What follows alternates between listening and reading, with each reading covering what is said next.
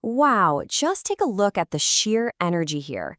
This is a brilliant depiction of Noah's Ark, painted by the master artist Miskin back in 1590.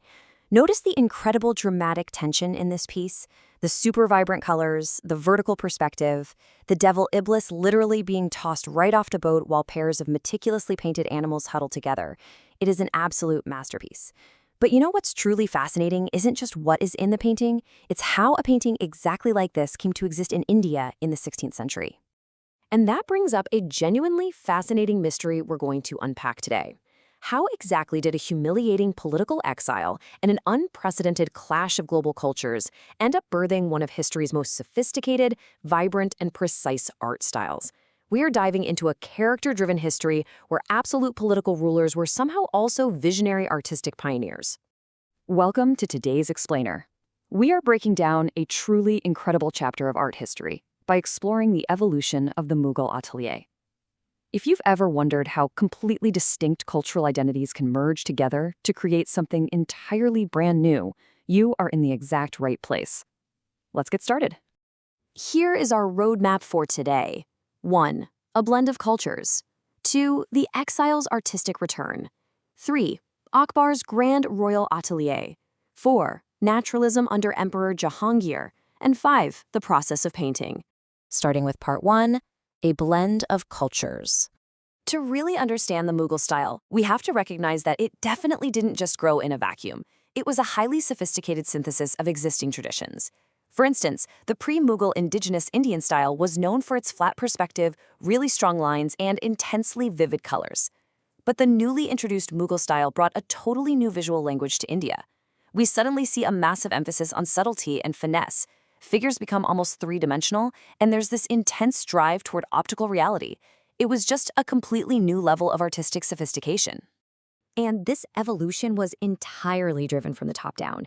You really got to think of the Mughal emperors not just as rulers, but as the ultimate art directors of their eras. We start with Babur's founding in 1526, move right through Humayun's crucial exile, Akbar's formalization of the style, Jahangir's absolute obsession with naturalism, all the way to Darashiko's philosophical influence in the 1630s.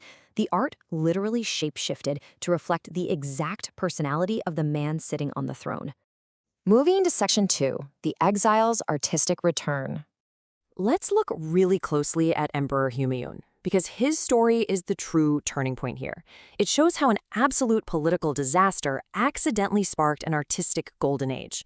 Dethroned and forced into a humiliating exile, Humayun took refuge in the Safavid Persian court of Shah Tahmasp. But while he was there, he wasn't just plotting his political return. He became absolutely captivated by their magnificent tradition of miniature paintings. So when he finally regained power in India in 1545, he brought two Persian master artists with him, Mir Sayyid Ali and Abdessu Samad. These masters of portraiture laid the actual foundation for the very first Mughal royal studio. Which brings us to part 3, Akbar's Grand Royal Atelier. Now, a royal studio is just a studio until it's given massive resources, which Humayun's son, Akbar, certainly provided. He scaled this operation into an absolute powerhouse. It's actually a super fascinating historical detail that Akbar was believed to suffer from dyslexia. He had a really difficult time reading.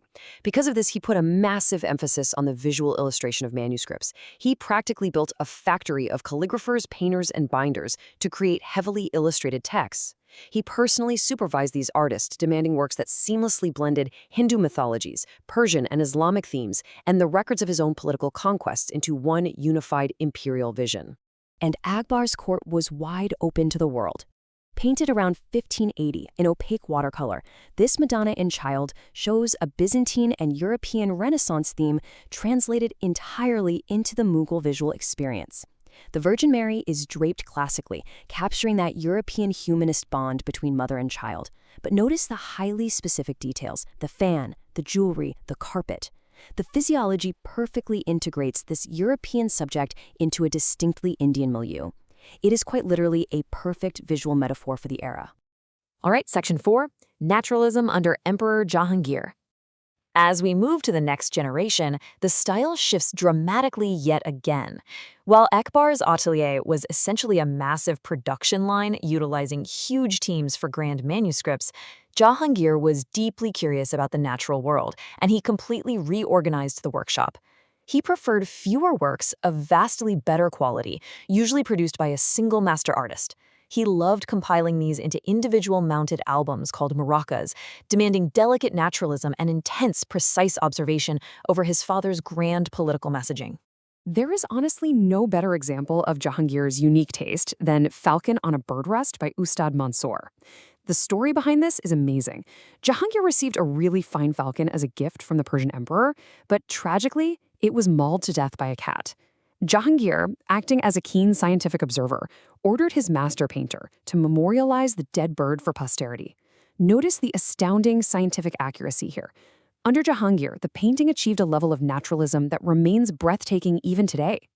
But the pendulum always swings. Later on, Prince Darshikoh shifted the atelier's focus yet again. He was a scholar and a poet, way less interested in politics and deeply committed to Sufi mysticism and Vedantic philosophy. And right on cue, the art produced under his patronage became highly eclectic, philosophical, and totally reflective of his personal, inclusive worldview. And finally, Section 5, the process of painting. Okay, so we've talked a lot about the high-level history and the royal patrons, but how did these artists actually construct these masterpieces? Let's walk step by step through this highly structured collaborative procedure. First, handmade paper was meticulously cut to size. Second, the pages were ruled and calligraphers added the text. Then the artist took over. Step 3 was the tar, which is laying out the composition. Step 4 was chihiranama, the precise drawing of the portraits and faces. Step 5 was rangamizi, the coloring stage. And finally, Step 6, they would take a literal agate gemstone and burnish the finished painting to set those colors and give it that iconic radiant glow. And speaking of those radiant colors, they weren't exactly just buying tubes of paint at the store. They were literally painting with crushed earth and gemstones. Think about it. Cinnabar for a brilliant vermilion red. Precious crushed lapis lazuli for that deep ultramarine blue. Orpiment gave them bright yellow. Ground shells created pure white, and charcoal was used for a deep lampblack. They even sprinkled real gold and silver powders directly into the paint to add pure extravagance. It was an incredibly labor-intensive, luxurious process. Which brings us to a final thought I want to leave you with today. We've seen how the Mughal school of miniature painting didn't just tolerate different cultures. It actively and deliberately assimilated indigenous Indian, Persian, and European elements to create a radically new, elevated visual language. So looking at the media we all consume today, what does our modern visual culture say about the worlds we are blending right now? Are we creating our own masterpieces of synthesis? Thank you so much for joining me for this explainer on a truly fascinating chapter of art history. Keep learning and keep looking closely.